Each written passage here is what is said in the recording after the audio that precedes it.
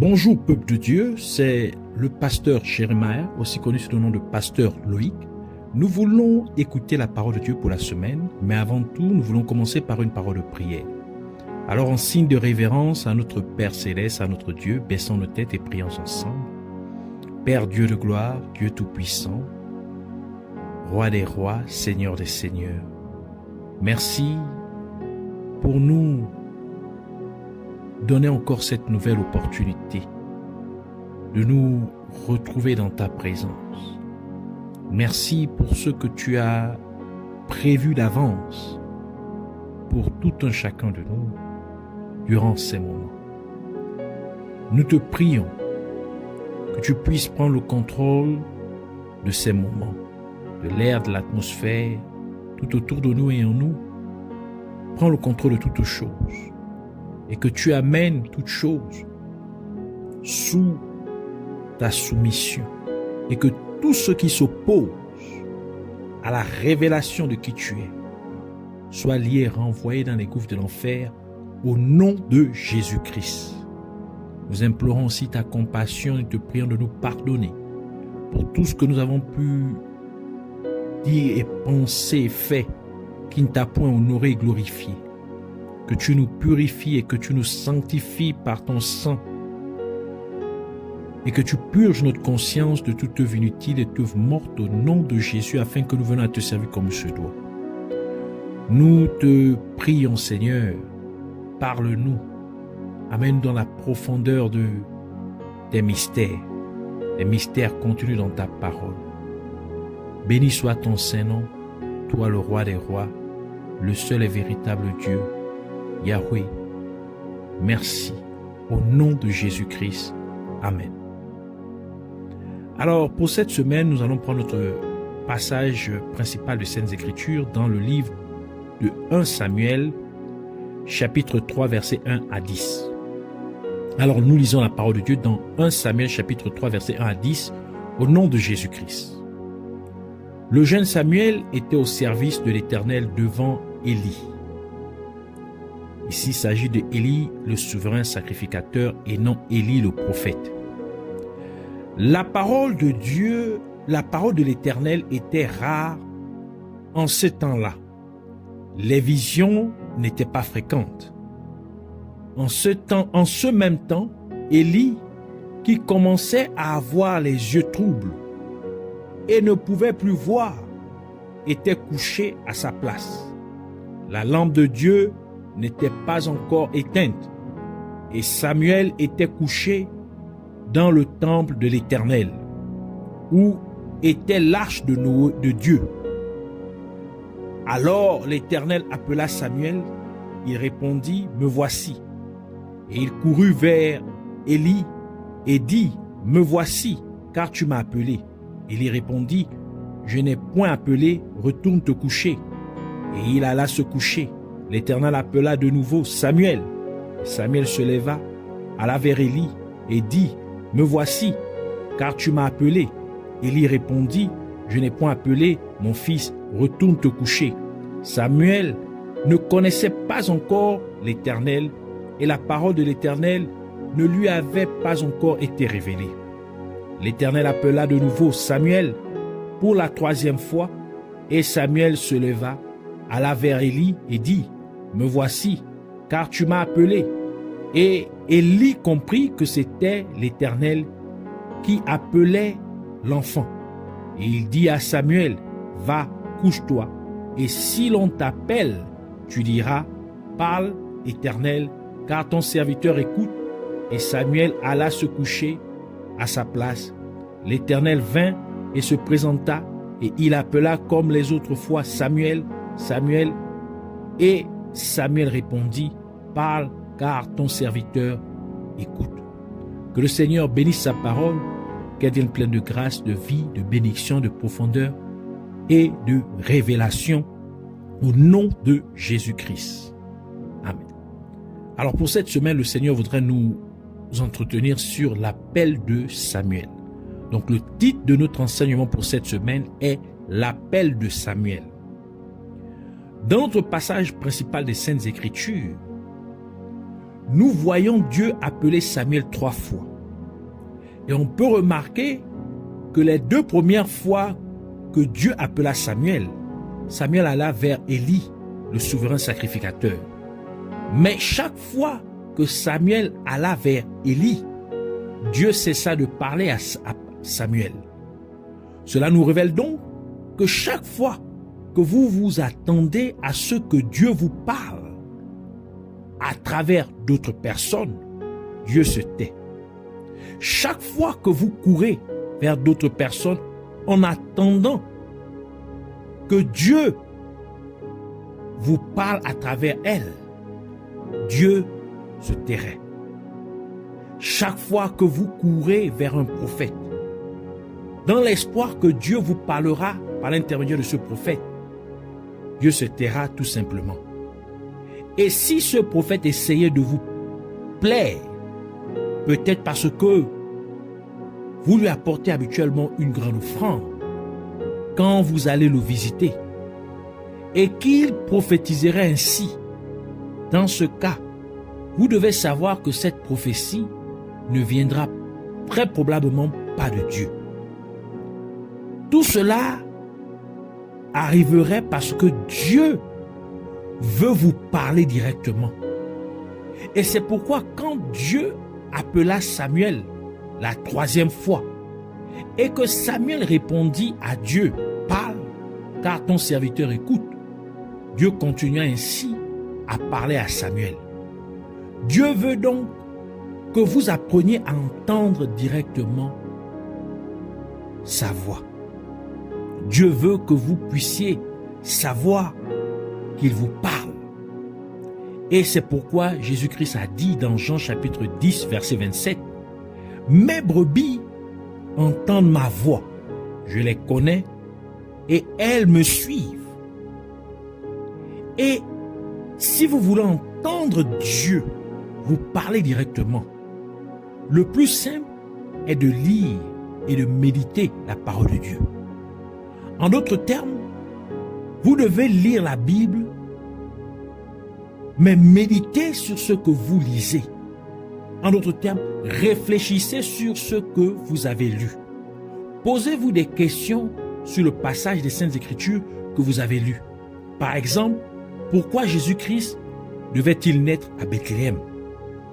Pourquoi Bethléem et pas une autre ville? Y a-t-il quelque chose de particulier à Bethléem? Que signifie Bethléem? Et alors, vous découvrirez que non seulement Jésus-Christ est né à Bethléem, parce que cela avait été déjà prophétisé, que ce serait l'endroit où il devrait naître. Michée, chapitre 5, versets 2 à 5. Mais de plus, le nom Bethléem signifie maison du pain. Et Jésus-Christ a appelé le pain de vie. Et le pain est le symbole de la parole de Dieu. Cela veut donc dire que là où est la parole de Dieu, là aussi sera Dieu. Et c'est pourquoi le livre de Jean chapitre 1 verset 1 dit, au commencement était la parole, et la parole était avec Dieu, et la parole était Dieu. Par conséquent, en découvrant cette révélation, vous comprendrez que Dieu, à ce moment-là, vous dit que si vous voulez l'expérimenter, vous devez être là où sa parole est disponible. Si vous voulez faire l'expérience de la présence de Dieu, vous devez être là où la vraie parole de Dieu est prêchée ou enseignée. Donc, par cette révélation, vous comprendrez le message que Dieu est en train de vous donner directement.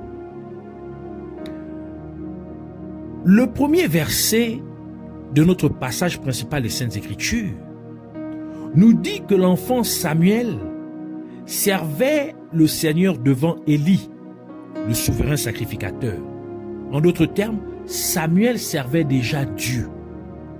Mais Samuel le faisait sous le leadership ou la direction d'Élie. Et même si Samuel servait déjà Dieu, néanmoins, Dieu a encore appelé Samuel 3 fois. Ça n'a pas de sens. Cela nous dit donc que vous devez faire très attention au leadership sous lequel vous pourriez vous retrouver.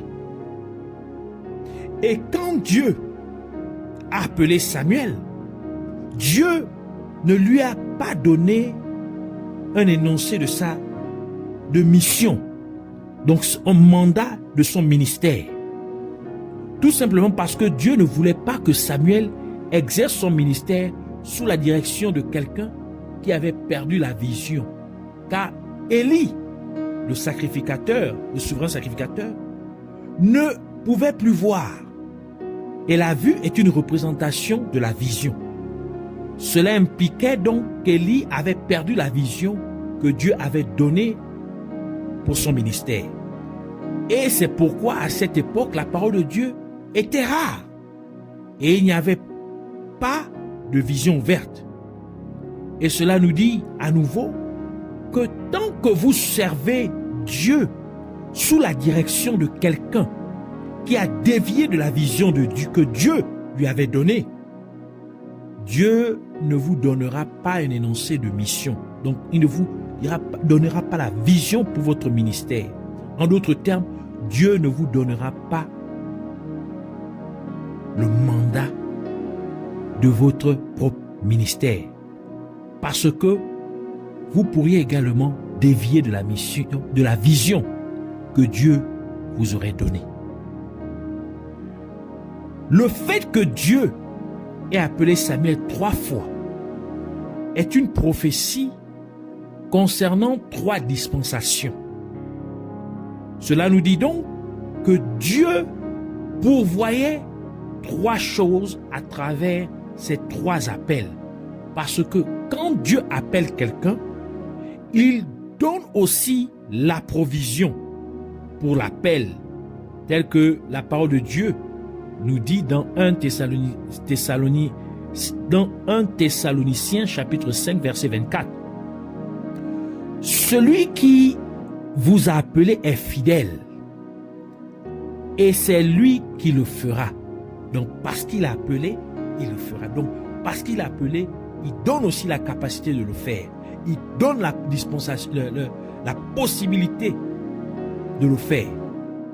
1 Corinthiens chapitre 10 verset 13 ajoute pour dire: aucune tentation ne vous est survenue qui n'ait été humaine.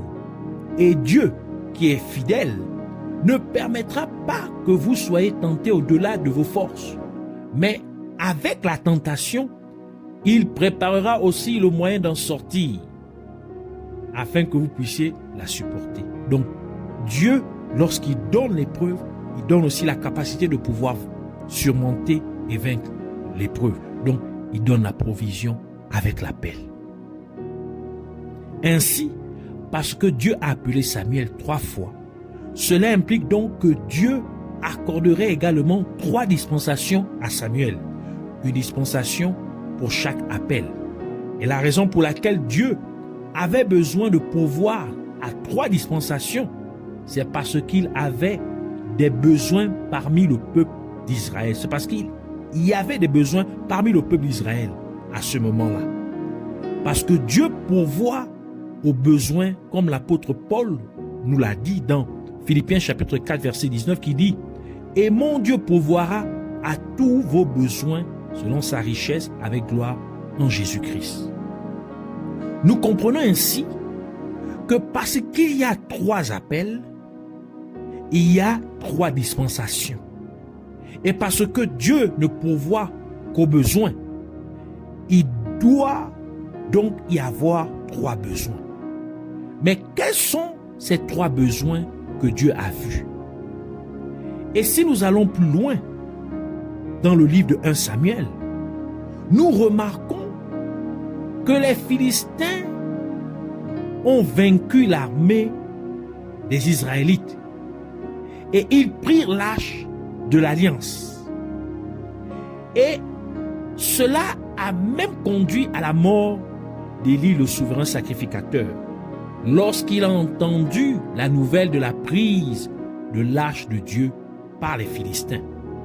1 Samuel chapitre 4 verset 10 à 11 qui dit « Les Philistins livrèrent bataille et Israël fut battu. Chacun s'enfuit dans sa tente. La défaite fut très grande. Et il tomba d'Israël 30 000 hommes de pied. L'arche de Dieu fut prise et les deux fils d'Élie, Ophni et Phinehas, moururent. » Versets 17 à 18 ajoute pour dire « Celui qui apportait la nouvelle dit en réponse, Israël a fui devant les Philistins et le peuple a éprouvé une grande défaite. Et même tes deux fils, Ophni et Phinehas, sont morts et l'arche de Dieu a été prise. À peine eut-il fait mention de l'arche de Dieu qu'Élie tomba de son siège à la renverse à côté de la porte. Il se rompit la nuque et mourut car c'était un homme vieux et pesant. Il avait été juge en Israël pendant 40 ans. Par conséquent, Dieu avait déjà vu que l'arche de l'alliance serait enlevée. Dieu a ainsi appelé Samuel la première fois à cause de l'arche de l'alliance. Donc, puisque Dieu a vu d'avance ce qui devait se passer dans le futur, ainsi Dieu interpella Samuel. Il appela Samuel par rapport à cela. Dieu appela Samuel par rapport à l'arche de l'alliance. C'est la première raison pour laquelle Dieu appela Samuel. Et quand les Philistins prirent l'arche de Dieu, ils l'amenèrent dans leur ville, Asdod, et ils la mirent dans la maison de leur faux dieu Dagon. 1 Samuel chapitre 5 verset 1 à 7 qui dit « Les Philistins prirent l'arche de Dieu et ils la transportèrent d'Ebenezer à Asdod. Après s'être emparés de l'arche de Dieu, les Philistins la firent entrer dans la maison de Dagon et la placèrent à côté de Dagon. Le lendemain, les Asdodiens qui s'étaient levés de bon matin trouvèrent Dagon étendu la face contre terre devant l'arche de l'Éternel. Ils prirent Dagon et le remirent à sa place. Le lendemain encore, s'étant levés de bon matin, ils trouvèrent Dagon étendu face contre terre devant l'arche de l'Éternel. La tête de Dagon et ses deux mains étaient abattues sur le seuil, et il ne lui restait que le tronc. C'est pourquoi jusqu'à ce jour, les prêtres de Dagon et tous ceux qui entrent dans la maison de Dagon à Asdod ne marchent point sur le seuil. La main de l'Éternel s'appesantit sur les Asdodiens, et il mit la désolation parmi eux. Il les frappa d'émeraude à Asdod et dans son territoire. Voyant qu'il en était ainsi, les gens d'Asdod dirent, l'arche de l'alliance d'Israël ne restera pas chez nous, car il a appesanti sa main sur nous et sur Dagon, notre Dieu. La ville d'Asdod, au temps des Philistins, était une ville commerciale, car elle était située au bord de la mer. Asdod était donc une ville portuaire. Cela signifie que l'arche de Dieu fut déplacée du temple de Dieu en Israël vers un endroit où il y a des activités commerciales, un endroit où l'argent est le principal objectif. Et de plus, les Philistins mirent l'arche de Dieu dans la maison de Dagon. Et Dagon signifie poisson. Et Jésus-Christ a dit à Pierre et à André, dans Matthieu chapitre 4, verset 19, il leur dit, « Suivez-moi et je vous ferai pêcheurs d'hommes. » Cela signifie que les poissons sont une représentation des âmes, donc les croyants. Les poissons sont une représentation des personnes appelées à croire en Jésus-Christ. Cela implique donc que l'arche de Dieu se trouvait maintenant dans un lieu où les gens vendent des âmes. L'arche de Dieu fut amenée à un endroit où les gens commercialisent ce que Dieu appelait à croire en lui. Et cela nous prophétise que dans ces derniers jours, les gens ouvriront des églises où ils commercialiseront la présence de Dieu. Les gens ouvriront des églises où l'argent est le principal objectif. Dans ces derniers jours, les gens ouvriront des églises où les croyants seraient marchandés. En d'autres termes, des églises où les croyants seraient exploités car les dirigeants de telles églises extorqueraient de l'argent et des biens matériels des croyants. Et c'est pourquoi Jésus-Christ est venu au temple de Dieu et a chassé les gens qui faisaient des affaires dans la maison de Dieu. Matthieu chapitre 21, verset 12 à 13 qui dit: Jésus entra dans le temple de Dieu, il chassa tous ceux qui vendaient et qui achetaient dans le temple. Il renversa les tables des changeurs et les sièges des vendeurs de pigeons. Et il leur dit, il est écrit, ma maison sera appelée une maison de prière, mais vous en faites une caverne de voleurs. Et c'est pourquoi Dieu a appelé Samuel une première fois. Parce que l'arche de Dieu quitterait le vrai temple de Dieu pour être amené dans un faux temple. Ainsi, la première vocation de Samuel est de ramener l'arche de Dieu dans le vrai temple de Dieu. Et c'est la première mission d'un vrai prophète de Dieu. C'est la première mission d'un vrai serviteur de Dieu. En tant que véritable homme de Dieu, vous devez restaurer la présence de Dieu dans la maison de Dieu. En tant que véritable homme de Dieu, vous devez restaurer la véritable alliance avec Dieu dans la maison de Dieu. Vous devez donc amener les gens dans une véritable alliance avec Dieu par laquelle ils acceptent sincèrement Jésus-Christ comme leur sauveur et Seigneur. Et ils abandonnent vraiment leurs anciens modes de vie pécheurs. Et c'est pourquoi Pierre a dit aux gens dans Actes chapitre 2 verset 38, Pierre leur dit, répentez-vous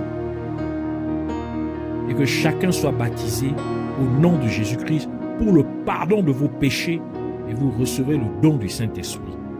Donc, le vrai salut passe par une véritable repentance, donc un véritable abandon de sa vie pécheresse. Ça, c'est ça la vraie alliance avec Dieu. La deuxième fois que Dieu a appelé Samuel, c'était à cause du sacerdoce. Car Élie, le souverain sacrificateur, avait perdu la vision que Dieu lui avait donnée. En d'autres termes, Élie, le souverain sacrificateur, avait dévié de la vision de Dieu. Et cela était symbolisé par le fait qu'Élie ne pouvait plus voir, car la vue représente la vision. Et le fait qu'Élie, le souverain sacrificateur, avait perdu la vision de Dieu est confirmé par le fait que ses fils, qui devaient lui succéder dans le sacerdoce, péchaient grandement contre Dieu, car ils prenaient les offrandes du peuple. Et de plus, ils couchaient avec des femmes qui se rassemblaient à la porte du tabernacle de Dieu. 1 Samuel chapitre 2 verset 22 à 25 qui dit, Élie était fort âgé et il apprit comment ses fils agissaient à l'égard de tout Israël. Il apprit aussi qu'il couchait avec les femmes qui s'assemblaient à l'entrée de la tente d'assignation. Il leur dit, pourquoi faites-vous de telles choses? Car j'apprends que tout le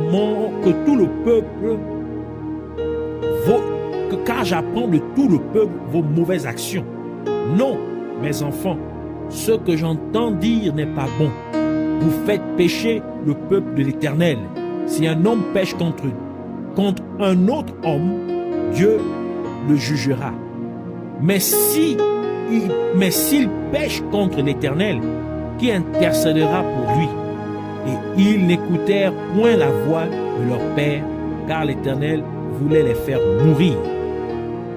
Et c'est la raison pour laquelle Dieu fit mourir les fils d'Élie, le souverain sacrificateur, lors de la bataille contre les Philistins. Ainsi, Dieu vit la corruption du sacerdoce. Il y avait donc besoin d'un nouveau sacrificateur. Et c'est pourquoi Dieu a fait prophétiser à ce sujet par Samuel. 1 Samuel chapitre 2, versets 34 à 35 qui dit: et tu auras pour signe ce qui arrivera à tes deux fils, Ophni et Phinehas. Ils mourront tous les deux le même jour. Je m'établirai un sacrificateur fidèle qui agira selon mon cœur et selon mon âme. Je lui bâtirai une maison stable et il marchera toujours devant mon nom. Et c'est donc la seconde dispensation pour Samuel. C'est le second appel de Dieu, car Dieu l'avait appelé pour restaurer le sacerdoce. Le second appel de Samuel était de restaurer la justice de Dieu dans le sacerdoce. Et cela a été représenté par le fait que Samuel servait Dieu depuis son enfance avec de l'éphod en lin, comme indiqué dans le livre de 1 Samuel chapitre 2 verset 18 qui dit: Samuel faisait le service devant l'Éternel et cet enfant était revêtu d'un éphod de lin. Et le livre d'Apocalypse dit que le lin représente la justice. Apocalypse chapitre 19 verset 8 qui dit: et il lui a été donné de se revêtir du fin lin éclatant, pur, car le fin lin, ce sont les œuvres justes des saints. Et c'est la deuxième mission d'un vrai prophète de Dieu. C'est la seconde mission d'un vrai serviteur de Dieu. Car en tant que véritable homme de Dieu, vous devez restaurer le vrai sacerdoce dans la maison de Dieu.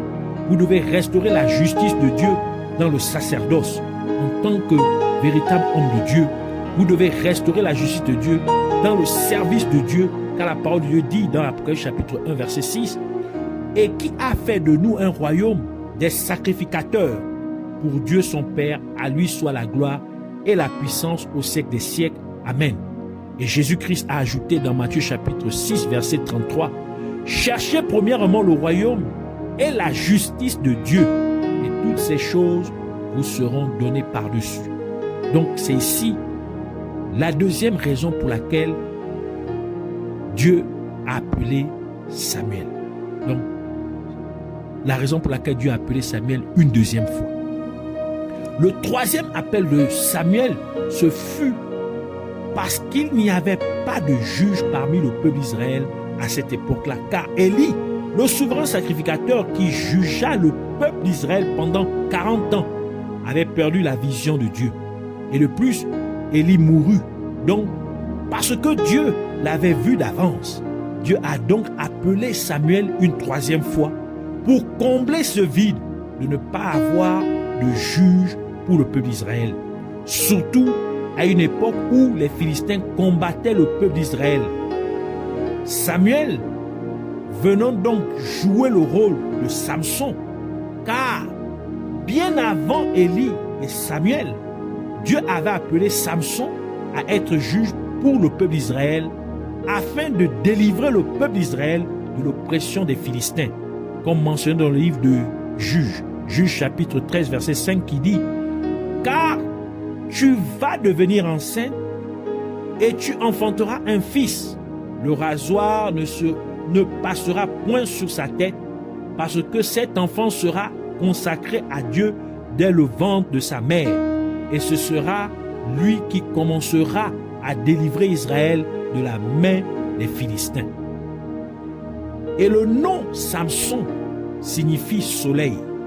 Et le soleil produit la lumière. Ce qui signifie que Samson était destiné à conduire le peuple d'Israël à la lumière de Dieu.